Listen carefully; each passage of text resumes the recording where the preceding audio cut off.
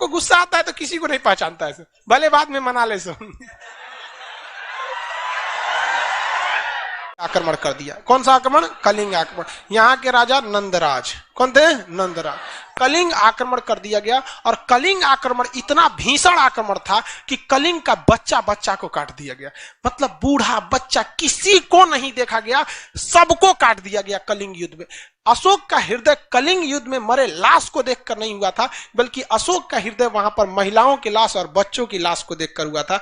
जो महिलाएं घर का काम करती है, जो युद्ध कभी नहीं कर सकती हैं, अगर उसे कोई काट दे, 5 साल 6 साल के बच्चे को अगर काट दिया जाए तो किसी भी व्यक्ति का हृदय पिघल जाता है। लोग दुश्मन के दुश्मनी जो होती है ना, तो दुश्मन के भी बच्चे को आदमी थोड़ा सा कहता है तो बच्चा है। यहाँ पे इतना नरसंहार हुआ, इतना काट दिया गया कि अशोक का हृदय पूरी तरह से परिवर्तन, युद्ध के मैदान में ही अपना तलवार छोड़ दिया था पूरी तरह से। एकदम क्या न लड़ने वाले हैं, क्या मिला हमको, हमारी सीमाएं थोड़ी और आगे बढ़ गई, लेकिन हम तो क्या हो गए, पूरी तरह से मानवता के नाम पर हम कलंक हो गए। कलिंग युद्ध ने अशोक का हृदय परिवर्तित कर दिया। पूरी तरह से टेंशन में रहता था। इसकी पत्नी आके मनाती थी, क्या हो गया, जीत गए, भाग ससुरी, टेंशन में है।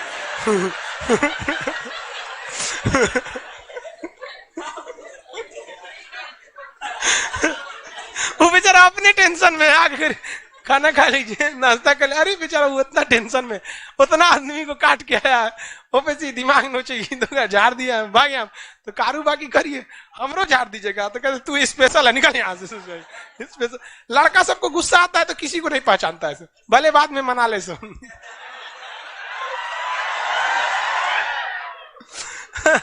तो इसने क्या किया, पूरी तरह से, ये क्या लिखे हैं जी, 261, एक छूट गया क्या, इधर लिख देंगे चलेगा।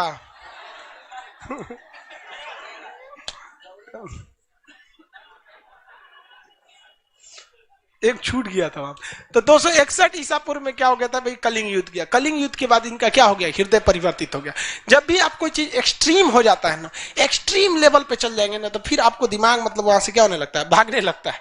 आप भी खूब ज्यादा पढ़ने लगिए, एक वक्त आएगा कहेंगे यार कितना पढ़े आदमी, हर काम से एक एक्सट्रीम लेवल आता है। इसने भी युद्ध छोड़ने की ठान लिया, तो इसको लगा कि भैया अब हम ये दूसरा धर्म अपनाने के लिए, तो इसका भतीजा था जिसका नाम था निग्रोथ।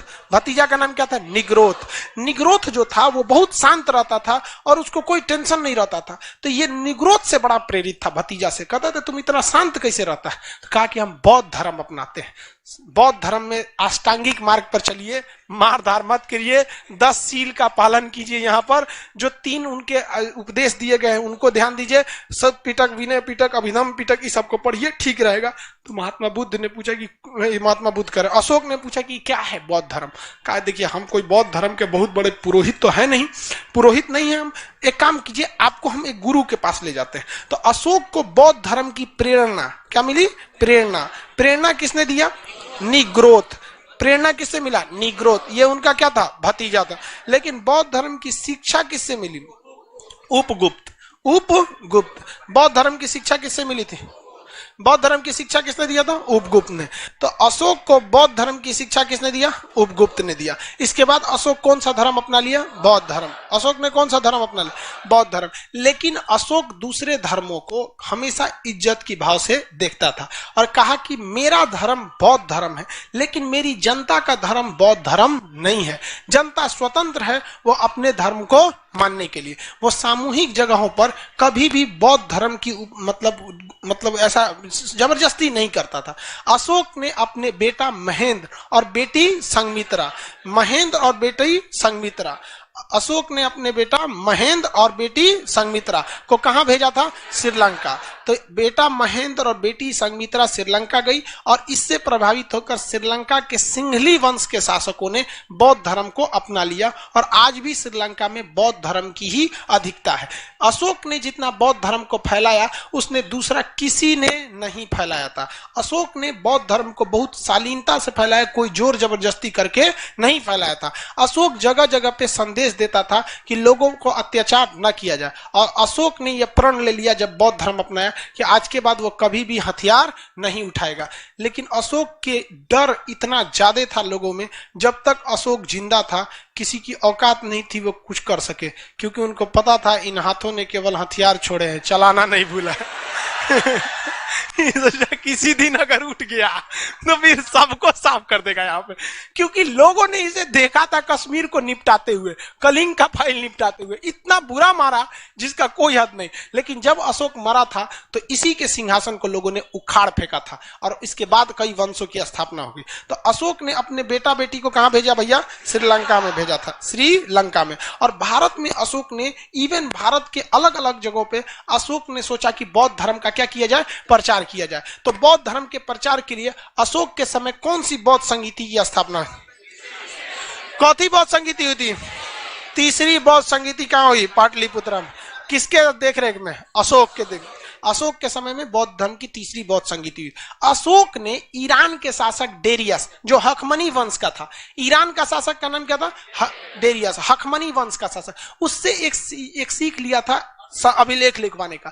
तो अशोक ने क्या करना चालू किया? अभिलेख लिखवाना चालू किया। अभिलेख क्या होता है? पत्थर पर लिखा जाता है अभिलेख। अब ये पत्थर पर अभिलेख लिखने की परंपरा भारत में किसने चालू की थी? अशोक ने। अशोक बहुत ही विद्वान व्यक्ति था। वो जब भी शिलालेख को लिखवाता था तो उसमें एक चीज की ध्यान रखता था कि भाषा का ध्यान रखना है। अब बताइए, हम ही को अगर शिलालेख लिखना है या स्तंभ लिखना, बंगाल में लिखना है, वहां हिंदी में लिख देंगे तो बंगाल के लोग समझेंगे? हिंदी समझ जाते हो बंगाली?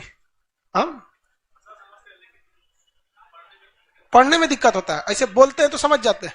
हाँ, वो होता ही है। जैसे आप लोग को भी देखिए ना, उर्दू तो समझ जाते हैं। हम बोलेंगे पानी पी लीजिए, बैठ जाइए, वो ये सब तो क्या चीज है? बैठ जाए। हिंदी बोलेंगे बिराजिए यहाँ पे। बहुत क्लिष्ट हो जाती है हिंदी में। तो उर्दू आप भी समझ जाते हैं, लिखने थोड़े आता होगा। तो वैसे ही मतलब अलग अशोक भी समझता था कि हमको क्या करना है, ऐसे ही भाषा का प्रयोग करना है जो लोग क्या कर सके, समझ सके। अब इसमें दो चीज होती है। भाषा एक होती है आप लिख क्या रहे हैं, जैसे हिंदी एक भाषा है, इंग्लिश एक भाषा है, लेकिन दोनों भाषाओं में एक चीज कॉमन है कि दोनों बाएं से लिखा जाता है। दोनों कहां से लिखा जाता है? बाएं से। इंग्लिश भी इधर ही से लिखते हैं और हिंदी भी इधर से लिखते हैं। इस तरह उसे लिपने की कला समान है। जैसे नहीं बोलते, बचपन में आदमी राइटिंग खराब होता था तो टीचर बोलते थे कौन सी लिप दिया रे? नहीं, तो हिंदी को भी इधर से लिपते हैं, अंग्रेजी को भी इधर से लिपते हैं। तो लिपने की कला को लिपि कहते हैं। लिपने की कला को लिपि कहते हैं। तो इंग्लिश और हिंदी दोनों की लिपि कैसी है? सेम। इंग्लिश और हिंदी दोनों की लिपि कैसी? सेम है। अब अशोक ने अपने जितनी भी लिपि लिखी है वो किस लिपि में लिखी है? ब्राह्मी लिपि में। कुछ ब्राह्मी लिपि में। किसमें लिखा है? ब्राह्मी लिपि। अशोक ने जो अभिलेख को लिखवाया है वो अलग अलग जगहों पे अलग अलग लिपि से लिखवाया है। भारत में जो लिखवाया है वो कौन सी लिपि में लिखा है? ब्राह्मी लिपि। भारत में ब्राह्मी लिपि, क्योंकि भारत में उस समय ब्राह्मी लिपि बहुत ज्यादा चल रहा था। लेकिन पाकिस्तान में खरोष्टी लिपि। किसमें चला था? खरोष्टी। तो पाकिस्तान में कौन सी लिपि में? खरोष्टी लिपि में। अब वहीं अगर आप देखेंगे अफगानिस्तान में तो अरमाइड लिपि, अफगानिस्तान में अरमाइड लिपि। और अगर ग्रीक में चले जाएंगे तो वहां पर ग्रीक लिपि। कौन सी लिपि? ग्रीक। तो ब्राह्मी, खरोष्टी, अरमाइड और ग्रीक। भारत में बोलिए तो ब्राह्मी। भारत में कौन सी लिपि? ब्राह्मी लिपि को लिया। पाकिस्तान में खरोष्टी लिपि, अफगानिस्तान में अरमाइड लिपि और ग्रीक वगैरह में ग्रीक लिपि। अशोक का सबसे दूर अभिलेख किस देश में मिला है? ग्रीक। अभी उस जगह पर हो गया है देश जिसका नाम है तुर्की। क्या हो गया है? तुर्की। तुर्की को उस समय एशिया माइनर कहा जाता था। क्या कहा जाता है? एशिया में। तो एशिया माइनर तक इसके संदेश लिखे गए हैं और बौद्ध धर्म के प्रचार के लिए इसने क्या लिखा है? संदेश लिखा है। लेकिन ऐसा नहीं है कि इसने केवल बौद्ध धर्म का प्रचार किया है। इसने आदेश दिया था कि जो मेरे मतलब राजदूत हैं या जो मेरे कर्मचारी हैं वो ब्राह्मणों को न सताएं, ब्राह्मणों को न सताएं। जो ये बात बताता है कि अशोक धार्मिक रूप से सहिष्णु था। सहिष्णु का मतलब होता है सब में आस्था रखना, मतलब सबकी इज्जत करना। और एक होता है असहिष्णु। असहिष्णु मतलब हमरे सही है, बाकी मर जा ससुरा, तुम कचर के रख देंगे बाकी लोगों को यहाँ पर। तो भारत में अशोक के समय से ही धार्मिक रूप से क्या था? अशोक सहिष्णु था, यानी उस सारे धर्मों को बराबर लेकर चलता था। ग्रीक, अरमाइड, टोटल कितने जगह पे इसकी लिपियां मिली? भारत में बोलिए ब्राह्मी लिपि, भारत में, पाकिस्तान, अफगानिस्तान, ग्रीक में ग्रीक लिपि। एशिया माइनर अभी हो गया है। तुर्की का अभी उस समय का नाम क्या था? Asia minor. अभिलेख समझ में आ गया कि नहीं आ गया? पत्थरों पे लिख देना क्या कहलाता है? अभिलेख। छोटे से पत्थर पे लिखे हैं शिलालेख, पिलर पे लिखे हैं तो स्तंभ, दीवार पे लिख दिए हैं भित्ति लेख, गुफा में लिख दिए हैं गुफा लेख। इंग्लिश में क्या कहते हैं? एडिक्ट। क्या कहते हैं? एडिक्ट। रॉक एडिक्ट, पत्थर पे लिखे तो रॉक एडिक्ट, पिलर पे लिखे हैं तो पिलर एडिक्ट, दीवार पे तो रॉक एडिक्ट, गुफा में है तो केव एडिक्ट। गुफा क्या कहते हैं? केव कहते हैं, एडिक्ट कहते हैं। अशोक ने अपने संदेश बहुत जगह भेजता था। इसने कई अधिकारियों को भी नियुक्त किया था, संदेश वाहक को नियुक्त किया था, जिसमें राजुक बहुत ही प्रसिद्ध थे। यहाँ पर अशोक ने बौद्ध धर्म के धम्म नीति को आगे बढ़ाया। बौद्ध धर्म के किस नीति को? धम्म नीति। धम्म का मतलब होता है धर्म की नीति पर चलना, धर्म की नीति पर क्या करना है? चलना है। तो इसको आगे बढ़ाने के लिए अशोक ने बहुत किया था। धम्म का मतलब या धर्म का मतलब क्या हमारे धर्म से होता है?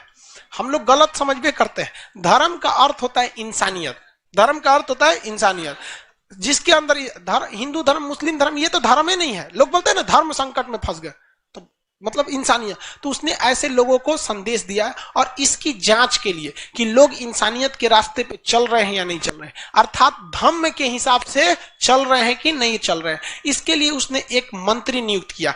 मंत्री को अमात्य बोलते हैं, क्या कहते हैं? अमात्य। तो उसने एक मंत्री नियुक्त किया, धम्म महामात्र। कौन सी अधिकारी? धम्म महामात्र। तो अशोक ने लोगों के धार्मिक जीवन को ठीक ठाक से, इंसानियत ठीक रखने के लिए कौन सी अधिकारी को नियुक्त किया?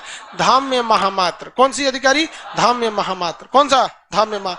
स्त्रियों के प्रति भी अशोक की काफी ज्यादा सहानुभूति थी। स्त्रियों की बहुत ज्यादा हत्या भी हो गई थी यहाँ पर, और बाकी इनकी 4-5 गो पत्नी थी सब वहां पर। तो स्त्रियों की देखरेख के लिए, उनकी स्थिति को जांच करने के लिए, जिस तरह आज के समय में महिला आयोग है, उस समय स्त्री महामात्र की स्थापना किया था अशोक ने। अशोक ने अपने ज्यादातर मतलब इसको संदेश को किसके माध्यम से फैला था? शिलालेख के माध्यम से फैला दिया था। अशोक ने कई अन्य भी काम किए थे, तीर्थ यात्रा कर इत्यादि को भी हटाया था अशोक। हालांकि अशोक ने कभी भी बौद्ध धर्म को किसी भी तरह का राजकीय धर्म घोषित नहीं किया। समझ में आ रहा है कि नहीं आ रहा? अशोक, किसी को कंफ्यूजन नहीं ना है? क्वेश्चन पूछा जाए?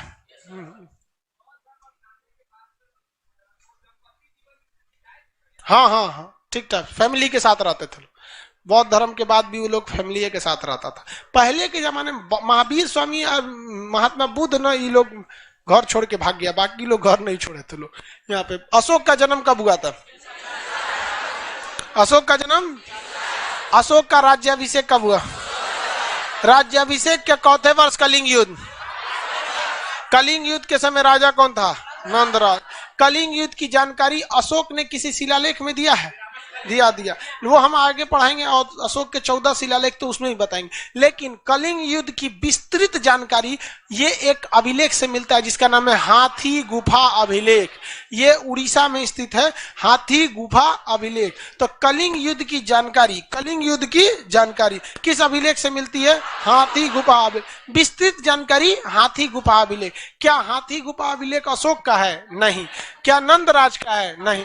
उड़ीसा का राजा खारबेल का, उड़ीसा का राजा खारबेल, उड़ीसा के राजा खारबेल ने अपने यहाँ हाथी गुफा अभिलेख, एक अभिलेख बनवाया जो आकार में कैसा था? हाथी के समय। तो हाथी गुफा अभिलेख बनवाया, उसमें उसने विस्तृत जानकारी दे रखी है किसके बारे में?